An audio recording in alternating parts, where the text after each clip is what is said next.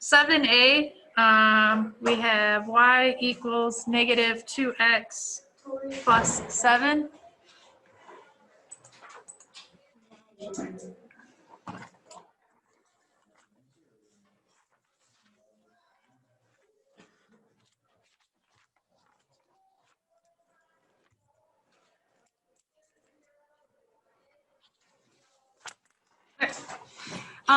So the way that this one's technically written, it's in that y equals mx plus b form. So it's in that slope-intercept form.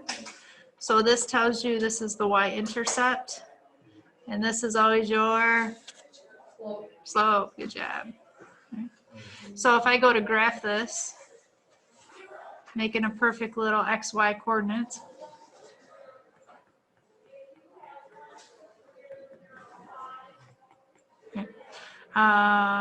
This 7 is telling me where I'm crossing the y-axis. So I'm going to go up 7. 1, 2, 3, 4, 5, 6, 7. And then my slope is negative 2. So if you think of the change in y over the change in x, or that rise over run, some people like to throw it over 1.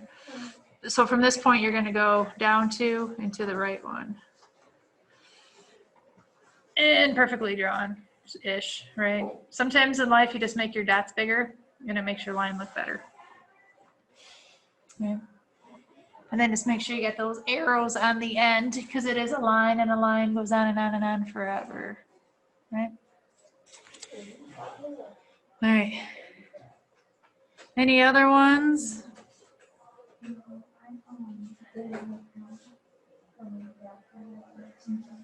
Number 6, like technically, like at number 6, like you really should like know how to do number 6.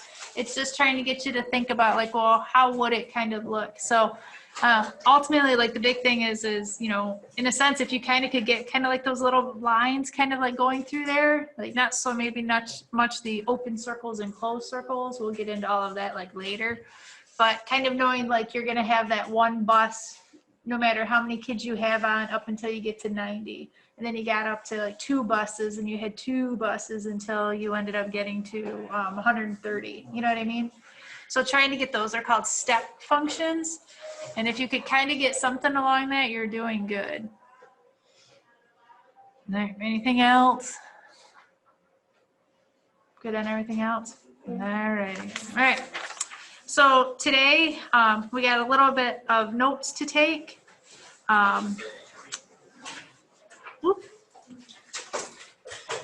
And then there's a little activity for you guys to kind of work on that Desmos before you kind of start on your homework. And it's just to kind of see how some different functions kind of work.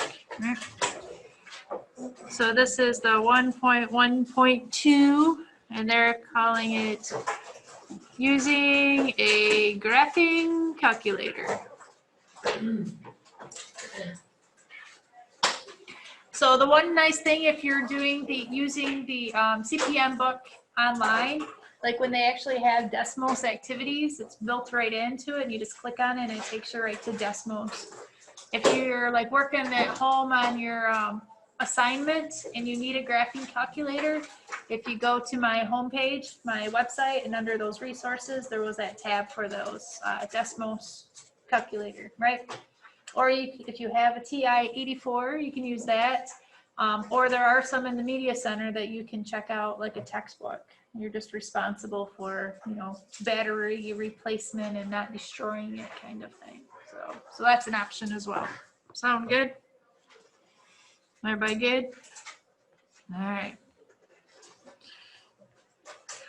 So we're going to start by talking about linear equations. Do you guys know what a linear equation is? What's it do? What's it make? Yeah, it forms a line, right? So it forms a line when it's graphed.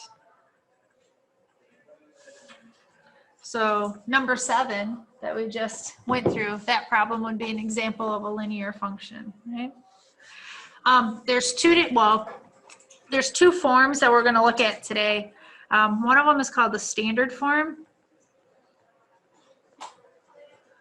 And these are just the way in which they kind of write out the problems. So they're going to write it as like ax plus by equals c.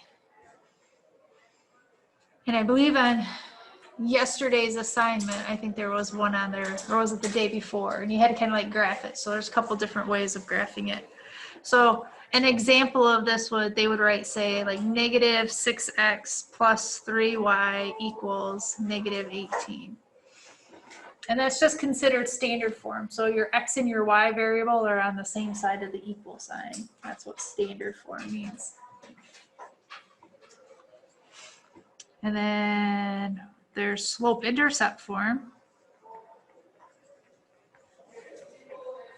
Do you guys remember slope-intercept form? Y equals mx plus b, right? And on this one, m is the slope, b is that y-intercept. So an example of this one would be like y equals 2x minus 6. Right. So let's look at graphing these guys.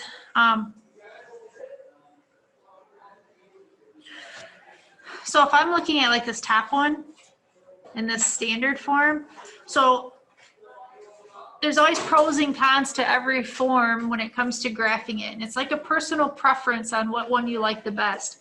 You can rearrange this one to get it into that slope-intercept form if you want to go through those extra steps. Or you can try and graph it from here. So there's these little things called the x-intercept.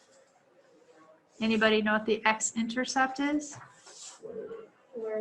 You cross the x-axis. Yep, so it's where you cross the x-axis.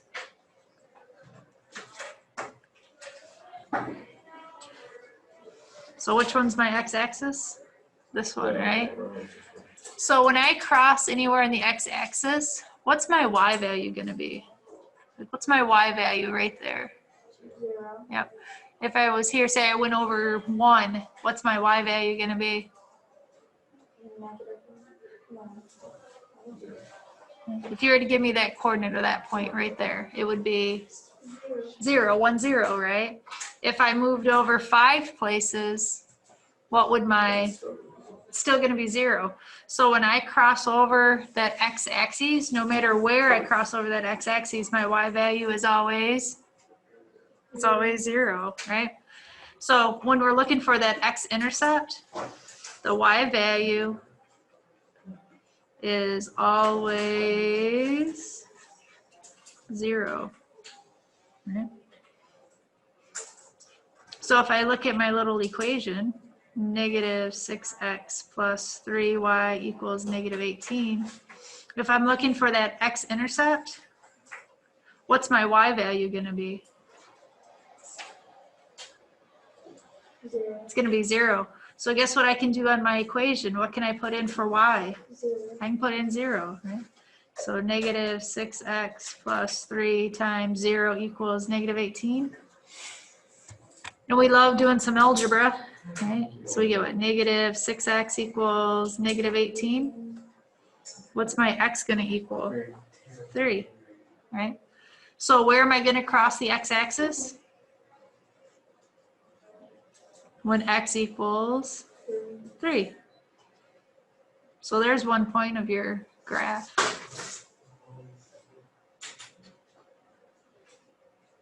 Can you move it up? Woo.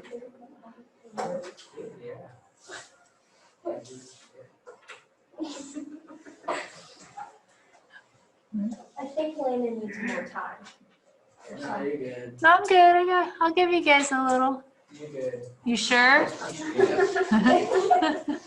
Don't make me rush you. Right? You're good. All right. I'll get it from someone else. Yeah. Yesterday you were going so fast, I was freaking out. I had to like watch the Just video wanted and do it just while wanted you to were read doing that. that Zoom. Same thing. Yeah, I can't really. You just write it down. Yeah. All right. I'll try. It's like, I don't know. It's like, I think it's just we're in such fast motion right now, be trying to get everything up and running that, and it is. It's like, I even notice it. I'm like this all day long, and I'm like, oh, it's right. All right. So then there's also this thing called the y-intercept? Goodness. Yeah. So that means they're just started right now. Yeah. Cross the y-intercept, your x-intercept is zero. Look at that. You already know the answer to this. Exactly. So what's the y-intercept? What happens at the y-intercept? What's definition? When it,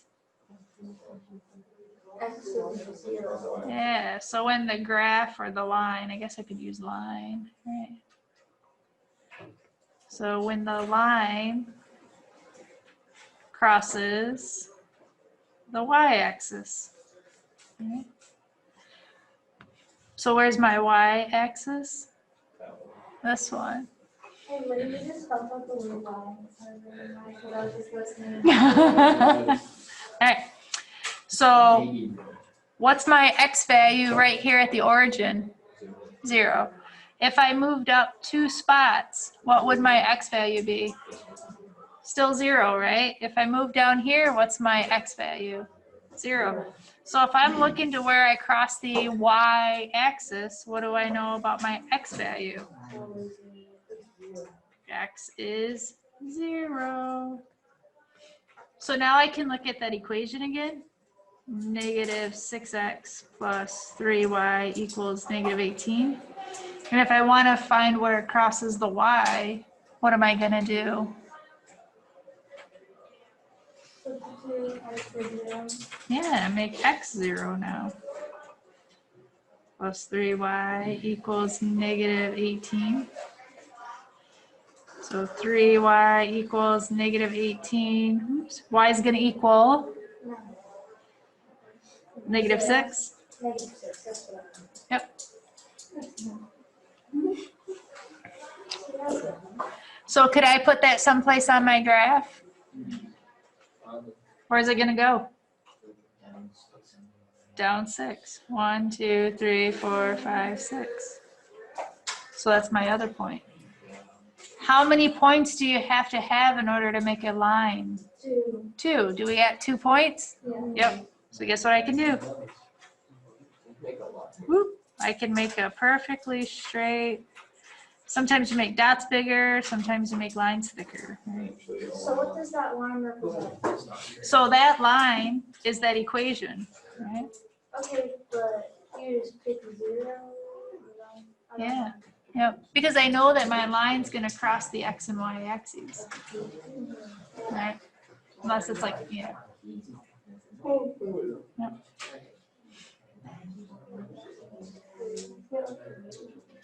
All right. If you looked at this one, right, if it was in slope-intercept form, how would you graph slope-intercept form? You got your y-axis right there. You go down 6 and then you go up 2 over 1 and you have it from there. You've done this before, yep. So usually a lot of times what I do when I do these, like, because I know if I'm gonna, there we go. When I look at that standard form, this one, like, because I know that I'm gonna cross my x and y axes, I like literally just cross this part off. Oh, watch.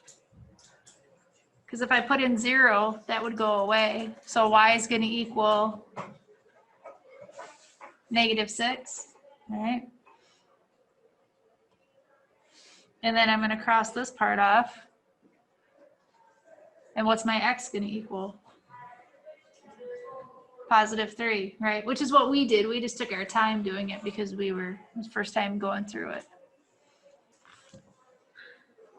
Does that work? Maybe. Think you guys could do some graphs if you had to. All right. So on your guys' homework, it talks about this property called the zero product property.